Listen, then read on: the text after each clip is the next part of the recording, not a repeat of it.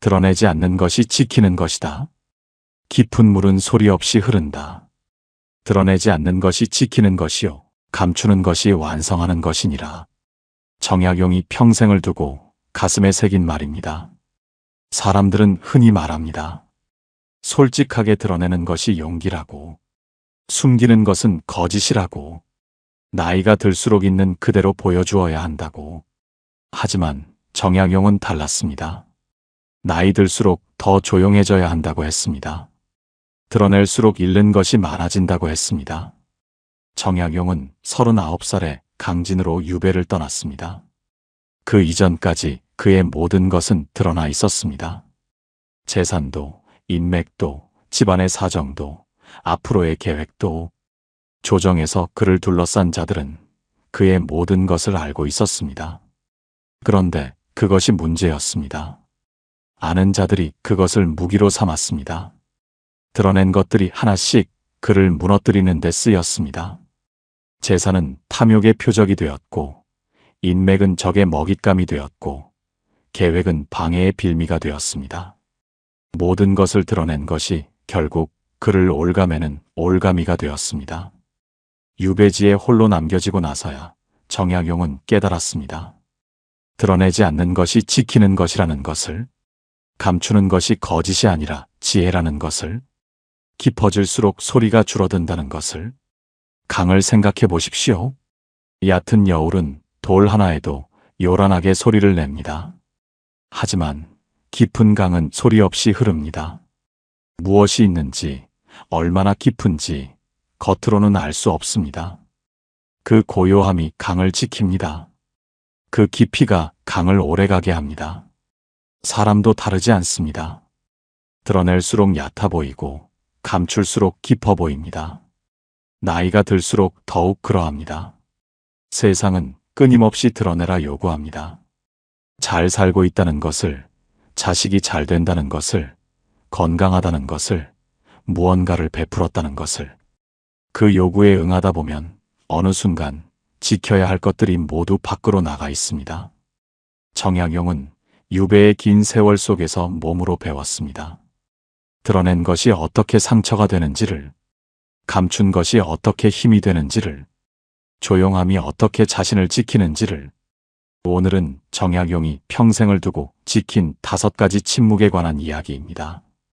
노후에 후회 없이 살려면 반드시 비밀로 해야 할 것들입니다. 재산, 건강, 자녀의 사정, 베푼 것, 앞으로의 계획. 이 5가지를 드러내지 않는 것이 당신의 노후를 지키는 가장 단단한 선택입니다. 지금 이 중 하나라도 드러내고 있다면 오늘부터 조용히 거두어드리는 것이 상책입니다. 오늘 이야기가 마음에 드신다면 구독과 좋아요를 눌러주세요.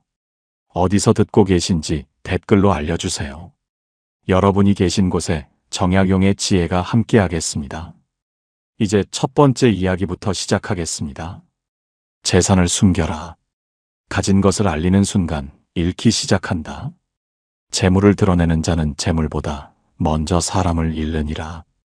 가진 것을 알리지 말라. 아는 자가 많아질수록 노리는 자도 많아지느니라. 정약용이 조정에서 가장 뼈저리게 목격한 것 중 하나였습니다. 벼슬길에 있는 동안 그는 재물과 권세를 가진 자들의 주변을 지켜보았습니다. 그 주변으로 사람이 몰려들었습니다. 아침 저녁으로 찾아오는 자들이 있었고, 먼저 안부를 묻는 자들이 있었고, 무슨 일이든 도와주겠다 나서는 자들이 있었습니다. 겉으로 보면 풍요로운 관계였습니다. 사람이 넘쳐나는 자리였습니다. 하지만 정약용은 알았습니다. 그 사람들이 그 사람을 보고 온 것이 아니라는 것을, 재물을 보고 온 것이라는 것을, 권세를 보고 온 것이라는 것을, 그리고 그것이 얼마나 위험한 것인지를. 재물이 드러나는 순간 관계가 순수하지 않게 됩니다. 사람이 아닌 재산을 보고 오는 자들이 생깁니다. 그들의 친절에는 조건이 붙어 있습니다. 그들의 관심에는 계산이 담겨 있습니다. 재물이 있는 한 그 친절과 관심은 계속됩니다. 하지만 재물이 사라지는 순간 그 모든 것도 함께 사라집니다. 정약용이 유배를 떠나던 날이 바로 그러했습니다. 권세가 사라지고 재물이 흩어지고 지위가 무너지자 그를 둘러싸던 자들이 흩어졌습니다. 어제까지 형제처럼 지내던 이들이 하루아침에 남보다 못한 사이가 되었습니다. 그 순간이 모든 것을 증명해 주었습니다. 그들이 보았던 것은 정약용이 아니라 정약용이 가진 것이었다는 것을. 그것으로 끝이 아니었습니다. 가진 것을 아는 자가 많아질수록 청탁과 요구가 따라옵니다. 빌려달라는 청이 오고 도와달라는 손이 뻗어옵니다. 나누어 달라는 말이 넌지시 들어옵니다. 거절하면 관계가 상합니다. 들어주면 끝이 없습니다. 드러낸 것이 짐이 됩니다. 드러낸 것이 발목을 잡습니다. 연못을 생각해 보십시오. 연못에 물이 풍부할 때 물새들이 몰려듭니다.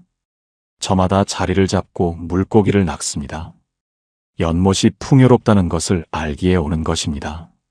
하지만 가뭄이 들어 물이 마르기 시작하면 달라집니다. 물새들이 하나씩 자리를 뜹니다. 처음에는 멀리서 다른 연못을 살피고 그 다음에는 날개를 펴고 떠납니다. 연못이 텅 비면 아무도 남아있지 않습니다. 재물을 보고 모인 사람들이 꼭 그러합니다. 재물이 있을 때는 넘쳐나다가 재물이 사라지면 하나씩 떠납니다. 그 빈자리가 쓸쓸합니다. 하지만 더 아픈 것은 그 빈자리가 처음부터 비어 있었다는 것입니다. 사람이 있는 것처럼 보였지만 실은 아무도 없었던 것입니다. 노후에는 이것이 더욱 위험해집니다. 나이가 들수록 재산이 드러나면 가장 가까운 사람에게도 위험할 수 있습니다. 오랜 세월을 함께한 지인에게도, 형제에게도, 때로는 자녀에게도 재물 앞에서 사람의 마음이 달라지는 것을 정약용은 수없이 보았습니다. 그것이 사람의 나쁨이 아닙니다. 재물이 가진 힘이 그러합니다. 재물이 드러나면 그것이 관계 안으로 들어옵니다. 그 순간부터 관계는 온전히 관계만이 아니게 됩니다. 정약용은 말했습니다. 재물은 조용히 간직할 때 오래 지켜진다고. 드러내지 않는 것이 재물을 지키는 가장 확실한 방법이라고. 가진 것을 알리는 순간 잃기 시작한다고 했습니다. 재산을 숨기는 것이 인색한 것이 아닙니다. 진심 어린 관계를 지키는 것입니다. 재물이 아닌 자신을 보고 오는 사람, 재물이 사라져도 남아있는 사람, 그 사람이 진짜 사람입니다. 당신 곁의 관계를 돌아보십시오. 그 관계가 당신을 보고 있습니까?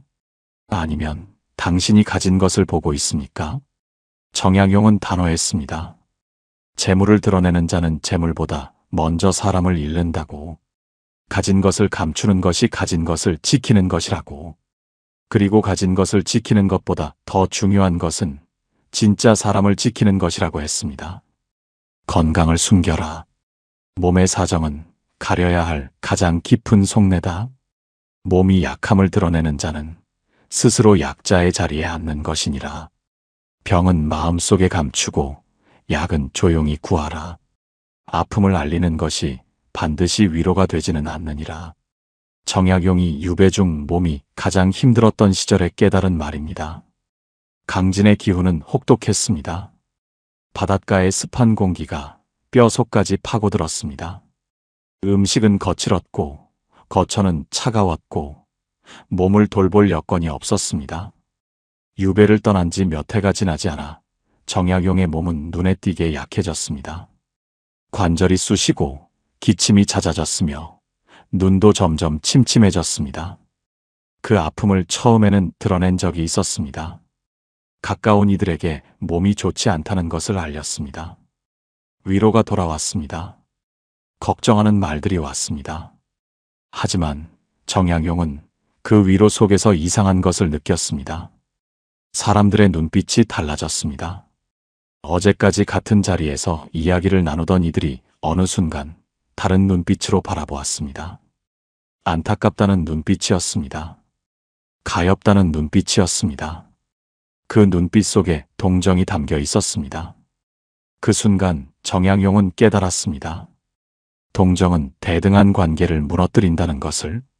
같은 자리에 있던 사람이 어느 순간 위에서 내려다보는 자리로 옮겨간다는 것을, 약하다는 것이 알려지는 순간 스스로도 모르는 사이 약자의 자리에 놓이게 된다는 것을, 몸의 아픔보다 그 아픔이 알려졌을 때 오는 변화가 더 오래 상처를 남겼습니다. 몸은 시간이 지나면 나아질 수 있었습니다. 하지만 한번 달라진 관계의 눈빛은 쉽게 돌아오지 않았습니다. 정약용은 그 이후로 몸의 사정을 함부로 드러내지 않았습니다. 아파도 조용히 앓았습니다. 힘들어도 그것을 말로 내놓지 않았습니다. 붓을 들 수 있는 날에는 붓을 들었고, 그럴 수 없는 날에는 조용히 누워 생각을 정리했습니다. 드러내지 않는 것이 버티는 힘이 된다는 것을 몸으로 배웠습니다. 겨울나무를 생각해 보십시오. 혹독한 추위 속에서 나무는 자신의 아픔을 드러내지 않습니다. 잎이 지고 가지가 앙상해지고 바람에 흔들려도 뿌리는 아무 말이 없습니다. 땅속 깊은 곳에서 조용히 봄을 기다립니다. 그 침묵이 나무를 지킵니다. 그 침묵 속에서 뿌리가 더 깊어집니다. 봄이 오면 그 깊어진 뿌리 위에서 새 잎이 돋아납니다. 드러내지 않는 것이 버티는 것입니다. 감추는 것이 회복하는 것입니다. 건강 이야기를 자주 드러내면 또 다른 문제가 생깁니다. 처음에는 걱정해주던 사람도 반복되면 지칩니다. 그 지침이 천천히 관계를 멀게 합니다. 걱정을 나누려 했는데 오히려 관계가 멀어지는 역설이 생깁니다. 건강 염려가 위안이 아닌 부담이 되는 구조입니다. 처음 한 번은 안타까워합니다. 두 번째에는 위로합니다. 세 번째에는 조언합니다. 하지만 네 번째, 다섯 번째가 되면 달라집니다. 그 이야기를 꺼내기 전에 상대의 표정이 먼저 굳는 것을 느낍니다. 그 순간이 가장 쓸쓸합니다. 위로받으려 했다가 오히려 짐이 된 것을 알게 되는 순간입니다. 정약용은 말했습니다. 몸이 약함을 드러내는 자는 스스로 약자의 자리에 앉는 것이라고. 그 자리에 한번 앉으면 다시 일어나는 것이 쉽지 않다고 했습니다. 나이가 들수록 건강은 더욱 예민한 것이 됩니다. 몸 어딘가 아프지 않은 날이 드물어집니다. 크고 작은 불편함이 일상이 됩니다. 그것을 만나는 사람마다 드러내다 보면 어느 순간 당신의 이야기는 온통 아픔의 이야기가 됩니다. 그 이야기가 반복되면 당신을 대하는 사람들의 마음도 달라집니다. 활기가 느껴지지 않는 자리를 사람들은 점점 멀리합니다. 건강을 지키는 것만큼 건강의 사정을 지키는 것도 중요합니다. 몸의 사정은 가장 가까운 사람에게 꼭 필요한 때에만 드러내는 것으로 충분합니다. 치료가 필요하면 의원을 찾고 도움이 필요하면 믿을 수 있는 한 사람에게만 말하십시오. 그 절제가 자신의 자리를 지킵니다. 그 절제가 관계를 지킵니다. 그 절제가 당신을 아직 강한 자리에 세워둡니다. 정약용은 유배의 긴 세월을 몸이 성한 날보다 아픈 날이 더 많았음에도 불구하고 수백 권의 책을 남겼습니다. 그것이 가능했던 이유 중 하나는 아픔을 드러내는데 에너지를 쓰지 않았기 때문입니다. 아픔을 안으로 사귀고 그 힘을 붓끝에 모았습니다. 드러내지 않는 것이 힘을 모으는 방법이었습니다. 정약용은 단호했습니다. 병은 마음속에 감추고 약은 조용히 구하라고. 아픔을 알리는 것이 반드시 위로가 되지는 않는다고. 몸의 사정을 지키는 것이 자신의 자리를 지키는 것이라고 했습니다. 당신의 몸이 지금 힘들다면 조용히 돌보십시오. 드러내는 것이 아니라 다스리는 것이 먼저입니다. 겨울나무가 봄을 기다리듯 조용히 안으로 힘을 모으십시오. 그 고요함 속에서 회복이 시작됩니다. 자녀의 사정을 숨겨라. 자식의 일은 자식의 것이다. 자식의 일을 밖에 알리는 것은 자식의 앞길에 돌을 놓는 것과 같으니라. 성공도 실패도 계획도 모두 조용히 가슴에 품어야 하느니라.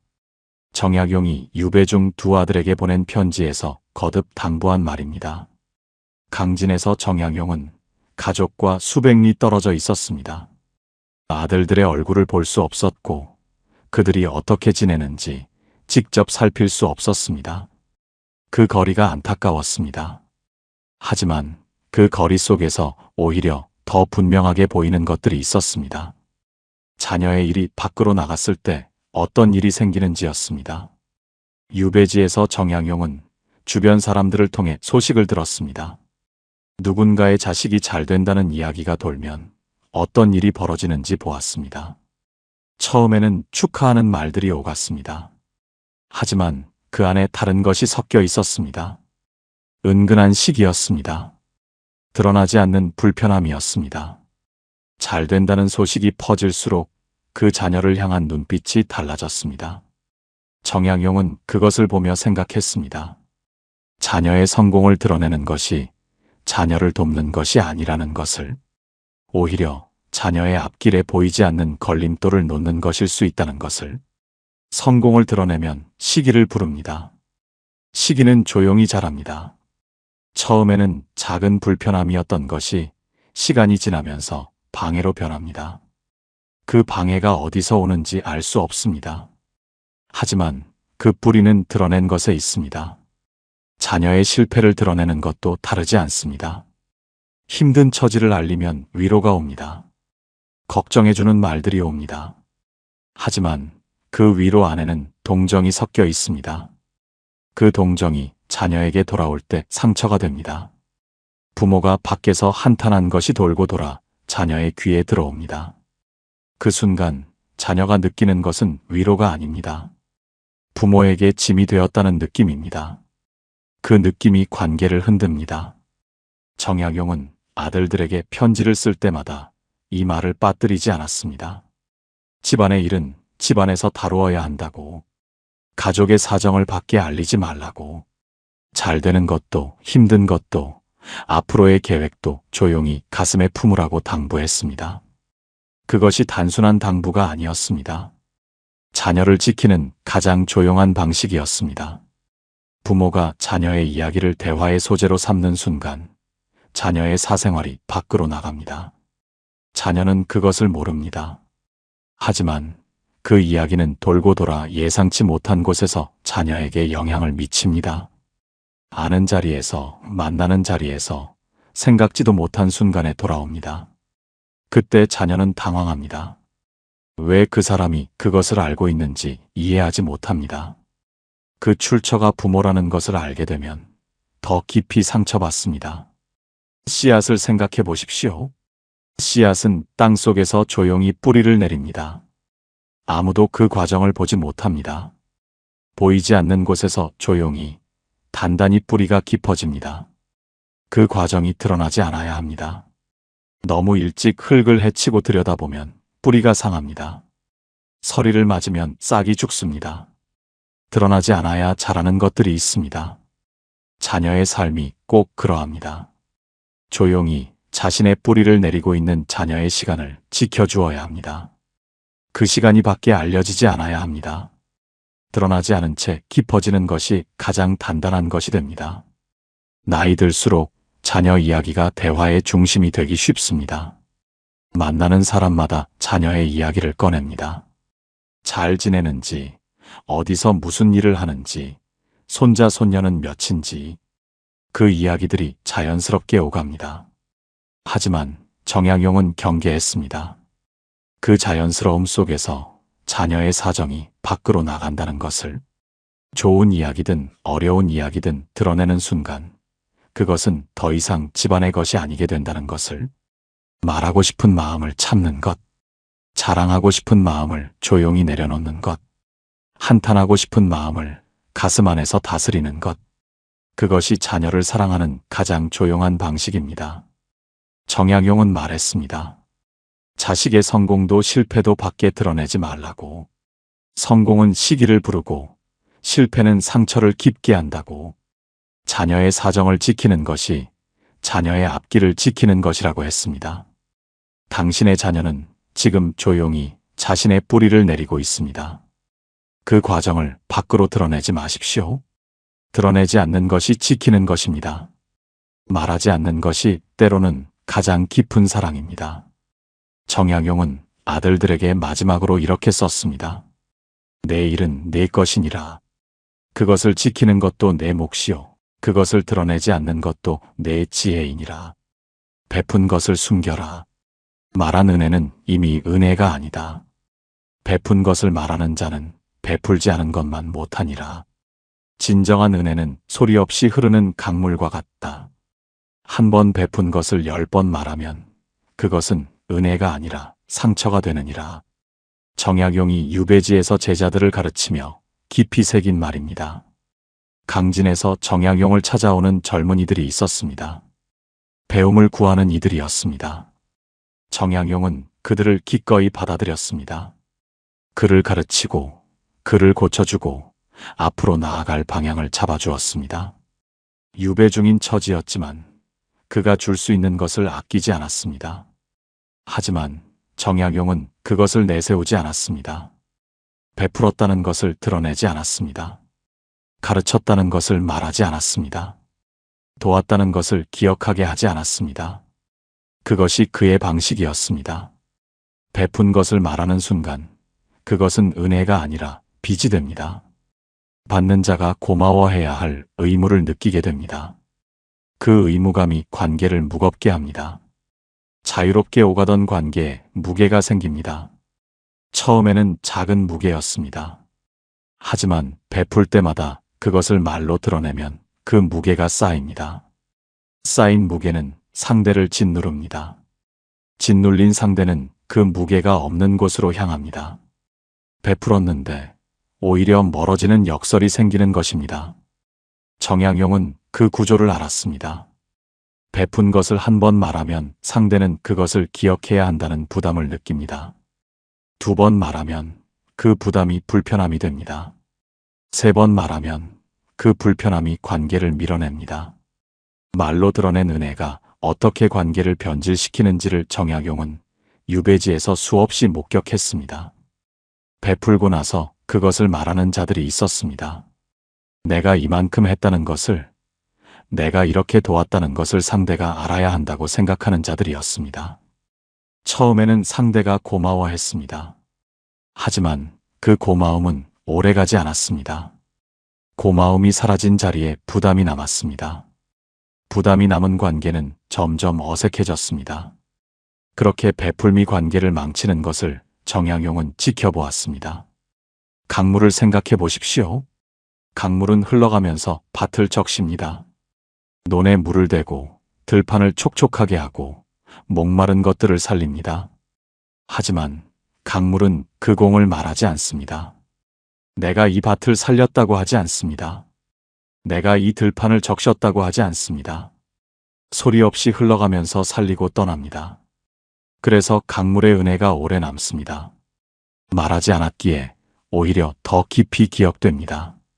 진정한 베풀미 그러합니다. 소리 없이 흘러가는 강물처럼 주고 떠나는 것입니다. 받는 자가 부담 없이 받을 수 있어야 진짜 은혜입니다. 그 은혜가 조용히 스며들 때 관계가 깊어집니다. 노후에 베풀고 드러내는 것이 왜 더욱 위험한지 정약용은 알았습니다. 나이가 들수록 베풀 수 있는 것이 줄어듭니다. 젊은 날에는 힘이 있었고 재물이 있었고 시간이 있었습니다. 하지만 노후에는 그것들이 하나씩 줄어듭니다. 줄어드는 것을 나누는 것이 더욱 소중합니다. 그 소중한 것을 나누고 나서 말로 드러내면 어떻게 됩니까? 상대는 부담을 느낍니다. 노후에 베풀어준 것에 어떻게 보답해야 할지 모르는 상대는 오히려 그 관계를 멀리하게 됩니다. 베풀었는데 외로워지는 것입니다. 말로 드러낸 은혜가 오히려 외로움을 부르는 것입니다. 베풀고 있는 것이 가장 크게 베푸는 것입니다. 받는 자가 잊어도 괜찮은 은혜, 돌려주지 않아도 마음이 편한 베품, 그것이 진정한 나눔입니다. 그런 베풀미 쌓일 때 관계가 맑아집니다. 그런 베풀미 있는 자리에 사람들이 자연스럽게 모입니다. 의무가 없기에 편하게 올 수 있는 것입니다. 정약용은 유배지에서 수많은 제자들을 길러냈습니다. 그들이 훗날 세상에 나가 정약용의 가르침을 이어갔습니다. 정약용이 그 공을 드러냈기 때문이 아니었습니다. 드러내지 않았기 때문이었습니다. 부담 없이 받을 수 있었기에 그 가르침이 온전히 스며들었습니다. 소리 없이 흘러간 강물이 가장 깊이 땅을 적시듯 드러내지 않은 베풀미 가장 깊이 남았습니다. 정약용은 아들들에게 당부했습니다. 베푼 것을 말하는 자는 베풀지 않은 것만 못하다고.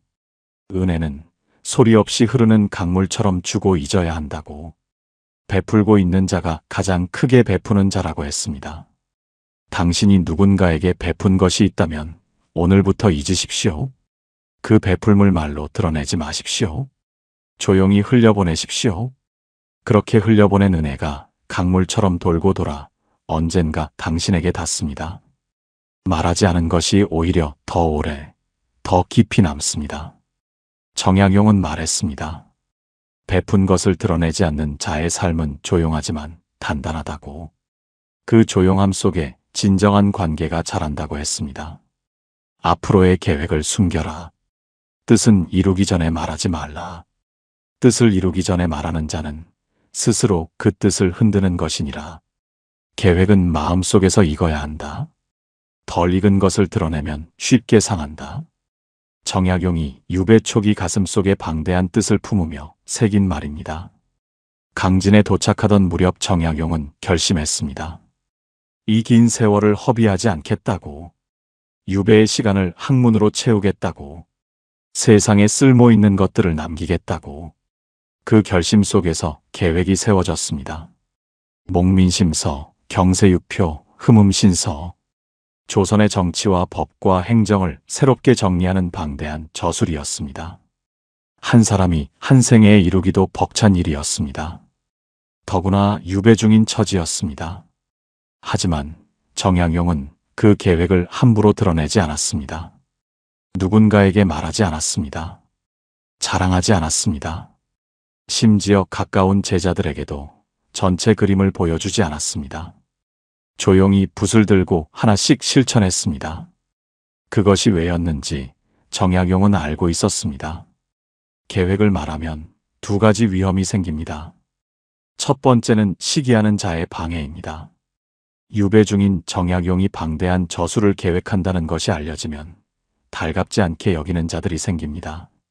잘 되기를 바라지 않는 자들이 그 계획을 흔들려 합니다. 직접적인 방해가 아니어도 됩니다. 한마디 말로도 흔들립니다. 그 계획이 가능하겠느냐는 말, 그 나이에 그것이 되겠느냐는 말. 그 말들이 씨앗처럼 마음속에 들어와 뿌리를 내립니다. 의심이 자라기 시작합니다. 두 번째는 걱정하는 자의 만류입니다. 진심으로 걱정하는 자라도 위험합니다. 오히려 더 위험할 수 있습니다.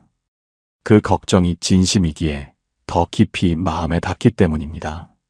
무리하지 말라는 말, 몸을 먼저 챙기라는 말, 때를 기다리라는 말. 모두 틀린 말이 아닙니다.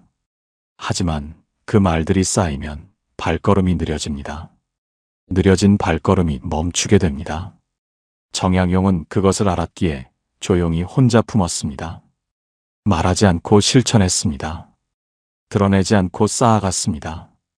계획을 말하면 또 다른 일이 생깁니다. 그 계획이 다른 사람의 입에 오르내리기 시작합니다. 말이 더해지고 살이 붙습니다. 처음의 뜻이 흐려집니다. 온전히 자신의 것이었던 계획이 어느새 여러 사람의 것이 됩니다. 여러 사람의 것이 된 계획에는 여러 사람의 의견이 붙습니다. 그 의견들 사이에서 처음의 뜻이 길을 잃습니다. 덜 익은 열매를 생각해 보십시오. 가지 위에서 조용히 익어가는 열매가 있습니다. 아직 다 익지 않았습니다. 그 열매를 너무 일찍 드러내면 어떻게 됩니까? 찬바람이 닿습니다. 서리가 내립니다. 채 익기도 전에 상하고 맙니다. 반면 드러내지 않고 가지 위에 그대로 두면 어떻습니까? 조용히, 천천히 스스로 무르익습니다.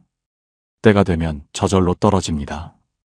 그렇게 떨어진 열매가 가장 달고 온전합니다. 계획이 꼭 그러합니다. 마음속에서 조용히 익어야 합니다. 때가 되기 전에 드러내면 상합니다. 이루어지기 전에 말하면 흔들립니다. 노후에 새로운 시작을 꿈꾸는 분들이 있습니다. 오랫동안 하고 싶었던 것을 이제야 시작하려는 분들입니다. 배우고 싶었던 것, 만들고 싶었던 것, 가고 싶었던 곳. 그 꿈이 소중합니다. 하지만 그 꿈을 드러내는 순간 불필요한 것들이 따라옵니다. 나이 들어 그것이 되겠느냐는 말이 옵니다. 힘들지 않겠느냐는 걱정이 옵니다. 왜 그것을 하려느냐는 물음이 옵니다. 그 말들이 하나씩 꿈의 날개를 접게 합니다. 처음에는 괜찮다고 생각합니다. 그 말들에 흔들리지 않겠다고 합니다. 하지만 사람의 마음은 생각보다 여립니다. 들어온 말들이 쌓이면 어느 순간 스스로 포기하게 됩니다. 포기한 것이 아니라 그냥 흐지부지 된 것입니다. 그것이 더 쓸쓸합니다. 씨앗이 땅 속에서 자라는 것을 생각해 보십시오. 아무도 모릅니다. 아무도 보지 않습니다. 하지만 땅 속에서 뿌리는 조용히 깊어집니다. 보이지 않는 곳에서의 준비가 가장 단단한 뿌리를 만듭니다. 그렇게 뿌리가 충분히 깊어졌을 때 싹이 올라옵니다. 그 싹은 아무도 막을 수 없습니다. 이미 뿌리가 충분히 깊기 때문입니다. 이루어진 것은 말하지 않아도 드러납니다.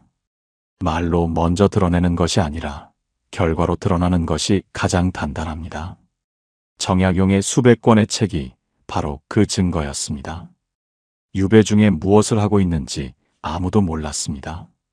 하지만 18해가 지나 그가 고향으로 돌아왔을 때 그의 손에는 아무도 막을 수 없는 것들이 들려 있었습니다. 말하지 않고 이루어낸 것들이었습니다. 드러내지 않고 쌓아 올린 것들이었습니다. 그것이 가장 단단한 것이 되었습니다. 정약용은 말했습니다. 뜻을 이루기 전에 말하는 자는 스스로 그 뜻을 흔드는 것이라고. 계획은 마음속에서 익어야 한다고. 이루어진 뒤에 드러나는 것이 가장 단단한 것이라고 했습니다. 당신의 가슴 속에 품은 것이 있습니까? 아직 아무에게도 말하지 않은 꿈이 있습니까? 그렇다면 그것을 지금 이 자리에서 더욱 단단히 품으십시오. 말하지 마십시오. 드러내지 마십시오. 조용히 혼자 하루씩 실천하십시오. 때가 되면 드러납니다. 이루어진 것은 말하지 않아도 보입니다. 그날이 올 때까지 당신의 뜻을 가슴 깊이 간직하십시오. 숨기는 것이 지혜예요. 드러내는 것이 후회의 씨앗이다. 깊은 물은 소리 없이 흐른다. 드러내지 않는 것이 지키는 것이요. 감추는 것이 완성하는 것이니라. 정약용이 18해의 유배를 마치고 고향으로 돌아오던 날 가슴에 품고 온 말입니다. 그 긴 세월 동안 그가 지킨 것이 있었습니다. 침묵이었습니다. 드러내지 않는 것이었습니다. 가진 것을 말하지 않고, 아픈 것을 내보이지 않고, 자녀의 사정을 밖에 알리지 않고, 베푼 것을 내세우지 않고, 계획을 드러내지 않는 것. 그 5가지 침묵이 정약용을 지켜주었습니다. 그 침묵이 있었기에 18해의 유배가 소진이 아닌 완성이 될 수 있었습니다. 오늘 이야기한 5가지를 돌아보십시오. 재산을 숨기는 것, 가진 것을 알리는 순간 잃기 시작한다는 것, 건강을 숨기는 것, 몸의 약함을 드러내는 순간 스스로 약자의 자리에 앉게 된다는 것, 자녀의 사정을 숨기는 것, 자식의 일을 밖에 알리는 것이 자식의 앞길에 돌을 놓는 것이라는 것, 베푼 것을 숨기는 것, 말한 은혜는 이미 은혜가 아니라는 것, 앞으로의 계획을 숨기는 것, 뜻은 이루기 전에 말하면 스스로 흔드는 것이라는 것. 이것은 단순히 비밀을 지키라는 이야기가 아닙니다. 자신을 지키는 지혜에 관한 이야기입니다. 노후를 단단하게 하는 삶의 방식에 관한 이야기입니다. 숨기는 것이 거짓이 아닙니다. 모든 것을 드러내는 것이 용기가 아닙니다. 드러내지 않음으로써 비로소 지킬 수 있는 것들이 있습니다. 그것을 아는 것이 노후를 온전히 사는 힘입니다. 얕은 여울은 돌 하나에도 요란하게 소리를 냅니다. 하지만 깊은 강은 소리 없이 흐릅니다. 드러내지 않아도 그 깊이는 느껴집니다. 말하지 않아도 그 진심은 전해집니다. 조용함이 때로는 가장 강한 것입니다. 지금 당신이 드러내고 있는 것들을 돌아보십시오. 재산을 자랑하고 있지는 않습니까? 아픔을 반복해서 말하고 있지는 않습니까? 자녀의 이야기를 대화의 소재로 삼고 있지는 않습니까? 베푼 것을 기억하게 하고 있지는 않습니까? 아직 이루지 못한 계획을 말하고 있지는 않습니까? 그것들이 당신을 지키고 있습니까? 아니면 당신을 흔들고 있습니까? 정약용은 유배에서 돌아온 뒤 이렇게 말했습니다. 드러내지 않는 삶이 불안한 삶이 아니라고. 오히려 가장 단단한 삶이라고.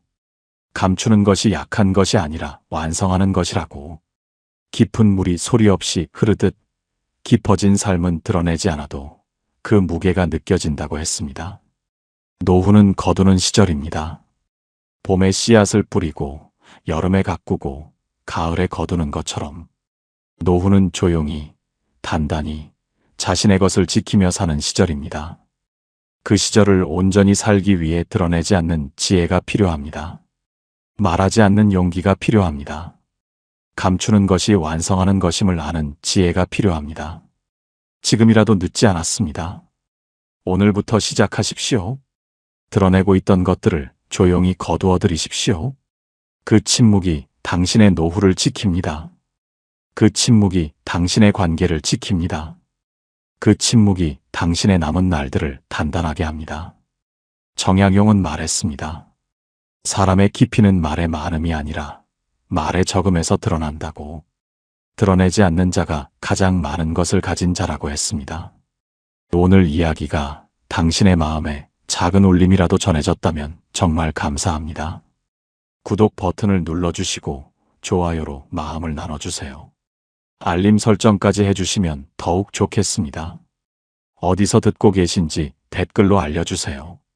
여러분이 계신 곳에 정약용의 지혜가 함께하겠습니다.